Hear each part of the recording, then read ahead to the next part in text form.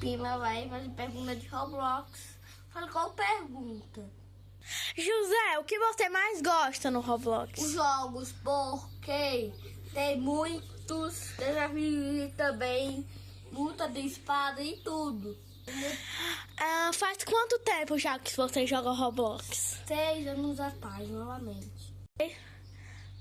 Gente, foi um erro. Ele joga há 3 anos atrás, né, José? É. Você tem muitos amigos no Roblox? Sim, tenho quase o limite. Ele tem 200 amigos, gente. O que você mais gosta no Roblox? São os criadores, porque tem grupos que dão algumas coisas. Tipo o quê? Do jogo dos aviões, espada do jogo de lutas e tudo. Tchau, gente, vai ser vídeo. Beijo.